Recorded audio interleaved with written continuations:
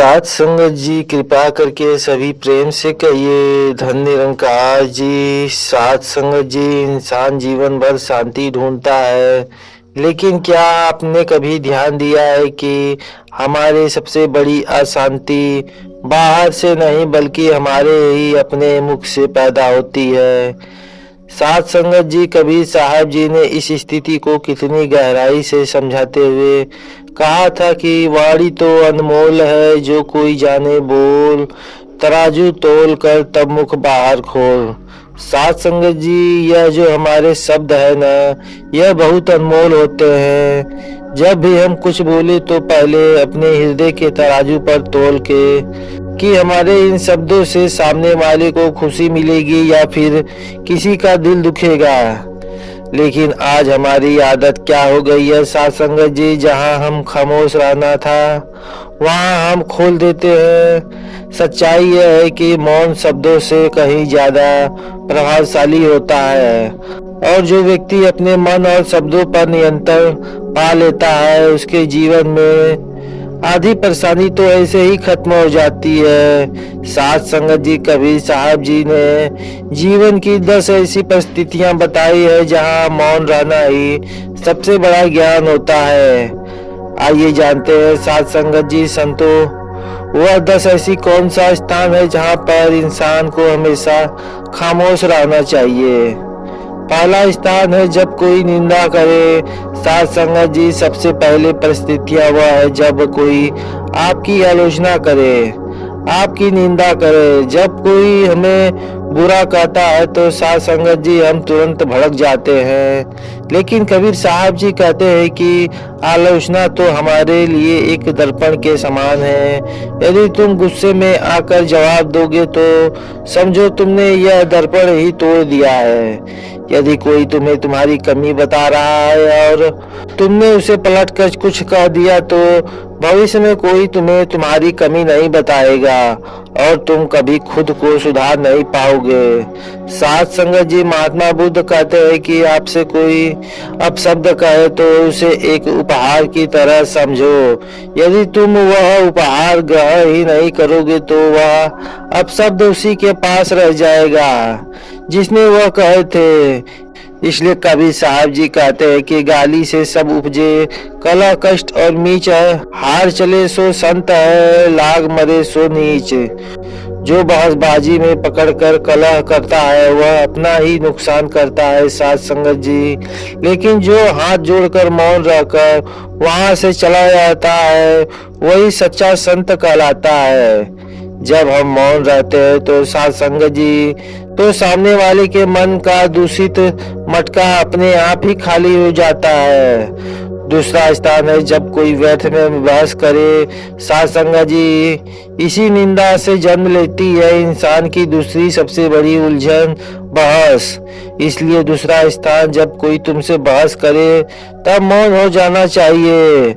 हम सोचते हैं कि बहस करके हम जीत जाएंगे, लेकिन संत मत कहता है कि बहस से कभी सत्य की जीत नहीं होती, वहाँ केवल इंसान के अहंकार की जीत होती है। जब आप चुप रहने लगते हैं तो आप स्थिति को बहुत बेहतर तरीके से समझ पाते हैं, है ना साथ संगत जी।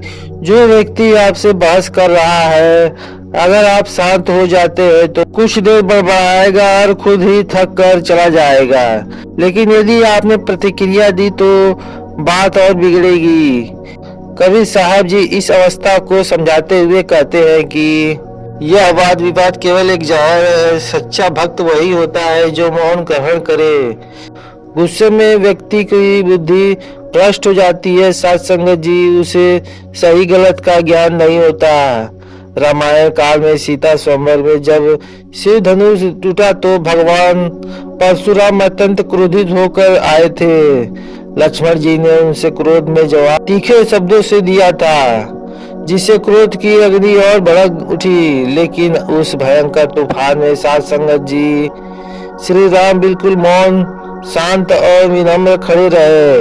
और अंततः क्या हुआ साथ संगत जी, राम जी ने मौन और शीतलता से परशुराम जी के भयंकर क्रोध को हमेशा के लिए शांत कर दिया, है ना। कबीर साहब जी कहते हैं साथ संगत जी अगर क्रोध और गाली का जवाब न दिया जाए तो वह वहीं के वही खत्म हो जाती है, बढ़ती नहीं है। चौथा स्थान है साथ संगत जी जब आप गहरे दुख में हो। साथ संगत जी जीवन में कभी कभी ऐसा मोड़ आता है जब इंसान अंदर से टूट जाता है। साथ संगत जी चौथा स्थान है जब आपके मन में गहरा दुख हो, जब हृदय बेचैन हो और आंखें नम हो जाए। आज इंसान क्या करता है साथ संगत जी, अपना दुख दुनिया वालों के सामने बतलाता है, लेकिन क्या साथ संगत जी इस संसार के सामने अपनी पीड़ा कभी मत बोलना। दुनिया आपकी पीड़ा नहीं समझेगी। लोग आपके दुख में चटपटा मिर्च मसाला लगाएंगे और उसे दूसरों को बेचना शुरू कर देंगे। कोई आप पर तरस तो खाएगा, लेकिन आपके दुख से कोई निजात कोई नहीं दिलाएगा। साथ संगत जी दुख या तो किसी सच्चे संत के सामने रखो या फिर एकांत में इस दातार निरंकार के चरणों में रख दो। मौन होकर बैठ जाओ। यह मौन तुम्हारी आत्मा को सहलाने लगेगा और दुख का कारण अपने आप समाप्त हो जाएगा। साथ संगत जी साहिब जी कहते हैं साथ संगत जी जो मौन रहकर भी धीरज धरता है उसे परमात्मा हाथी के समान बल और खुराक देता है, और जो हर जगह जाकर अपने दुख का रोना रोता है उसकी हर जगह दुर्दशा ही होती है। पांचवा स्थान है जब कोई जानबूझकर आपको उकसाने की कोशिश करे। साथ संगत जी जब आप अपने दुखों को पीकर शांत होना सीख जाते हैं तो यह दुनिया आपको उकसाने का प्रयास बहुत करती है। साथ संगत जी पांचवा स्थान है जब कोई जानबूझकर आपको उकसाए। सामने वाला आपको क्यों उकसाता है? क्योंकि उसे आपके साथ बहस करने में, आपको परेशान देखने में आनंद आता है। लेकिन जब आप उसकी बात पर कोई ध्यान नहीं देंगे, कोई प्रतिक्रिया ही नहीं देंगे तो उसका वह आनंद उसी वक्त खत्म हो जाएगा, और जब उसे आनंद नहीं मिलेगा तो वह आपको छोड़कर चला जाएगा। बाहरी उकसावे से अप्रभावित रहना ही साथ संगत जी आपकी सबसे बड़ी मानसिक शक्ति का परिचय है। इसके लिए कबीर साहब जी का यह बात हमेशा अपने हृदय में बांध लीजिए। जो व्यक्ति सब कुछ जानते हुए भी जानबूझकर पत्थर के समान मौन हो जाता है, अपने बल का त्याग कर कर निरंकार पर छोड़ देता है, ऐसे दास का दुनिया की कोई भी ताकत बाल भी बाका नहीं कर पाती है। अब सुनो साथ संगत जी छठा स्थान जब बिना मांगे सलाह देने की आदत हो। साथ संगत जी इंसान की एक बहुत बड़ी कमजोरी है, वह बिना मांगे दूसरों को सलाह देते हैं। हम अक्सर सोचते हैं कि हम सामने वाले का भला कर रहे हैं, लेकिन जो व्यक्ति बिना आवश्यकता के सलाह देता है वह अक्सर खुद ही मुसीबत में फंस जाता है। कबीर साहब जी ने मानव विज्ञान को कितनी सुंदरता से समझाते हुए कहा था कि साथ संगत जी शिक्षा केवल उसी को दो जो उसे ग्रहण करना चाहता हो। साहब जी उदाहरण देते हैं कि बारिश में भीगते हुए एक बंदर को जब एक नन्ही सी चिड़िया ने अपना घर बनाने की सलाह दी तो उस क्रोधित बंदर ने उस चिड़िया का घोंसला ही तोड़कर तहस नहस कर दिया। इसलिए साथ संगत जी जब कोई व्यक्ति आपसे राय न मांगे तब तक मौन रहना ही सबसे बड़ी बुद्धिमानी है। सही समय पर और सही आवश्यकताओं को समझना ही सच्चा ज्ञान है। साथ संगत जी सातवां स्थान है जब ज्ञान का अहंकार हो। अब आप सोचेंगे कि यह मुफ्त की सलाह देने की आदत इंसान में आती कहाँ से है? यह आती है ज्ञान के अहंकार से, और यही हमारी अगली अवस्था है। सातवां स्थान है साथ संगत जी आपको तुरंत मौन हो जाना है।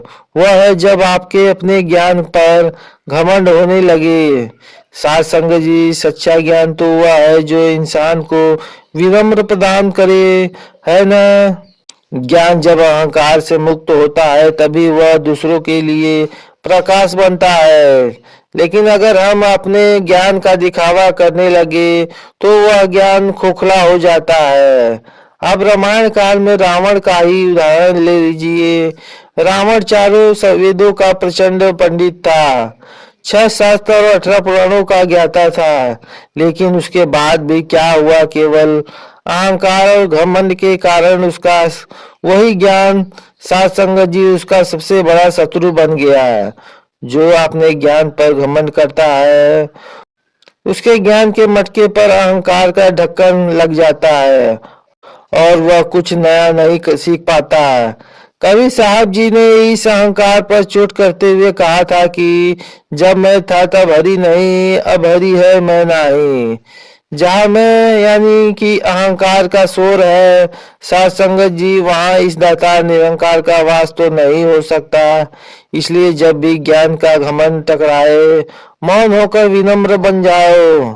8वां स्थान है सात संगत जी। जब कोई सत्य सुनने को तैयार ना हो तो सात संगत जी एक बात हमेशा याद रखिए, जब कोई